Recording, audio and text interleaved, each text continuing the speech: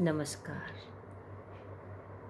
जानिए क्या है गुग्गा नवमी और इसका क्या महत्व है और इसकी पूजा की सही विधि क्या है और इसके पीछे क्या कहानी है जो कि इसको मनाया जाता है। इस बार गुग्गा नवमी का त्यौहार 13 अगस्त को आ रहा है।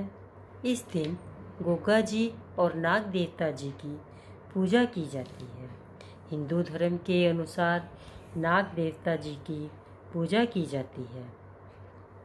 भाद्रपद की 9वीं तिथि को गुग्गा नवमी का त्यौहार मनाया जाता है। ज़्यादातर ये त्यौहार राजस्थान में मनाया जाता है। गोगा जी राजस्थान के लोक देवता हैं जिन्हें जाहरवीर गोगा जी के नाम से जाना जाता है।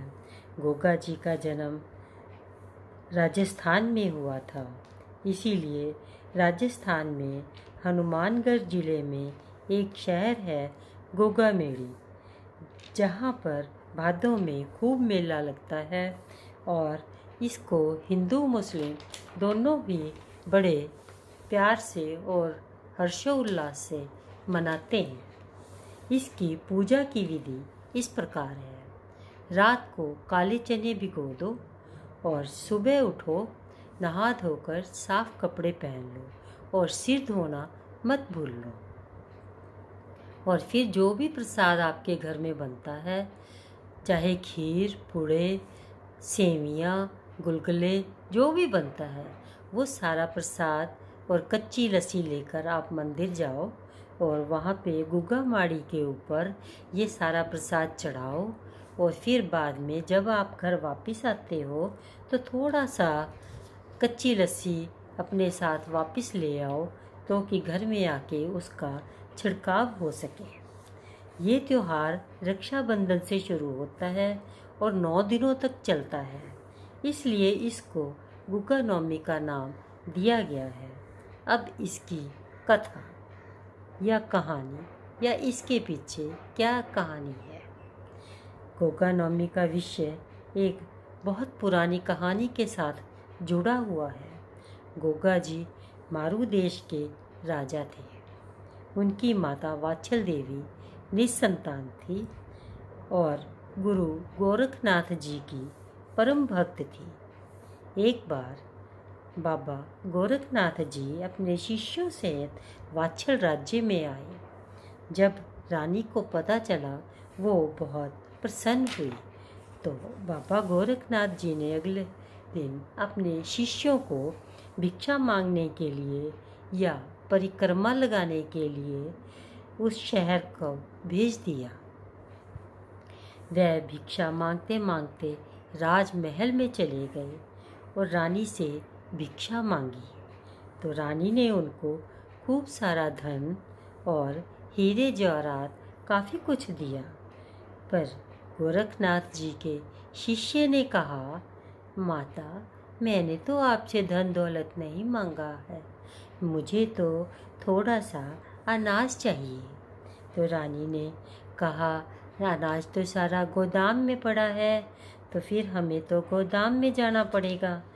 तो उसने कहा, चलो ठीक है, आप ना सब मेरे साथ गोदाम में चलो।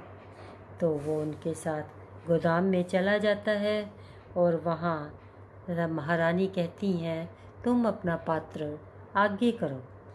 महारानी जितना अनाज डालती जाती है, पात्र तो खाली का खाली ही रहता है।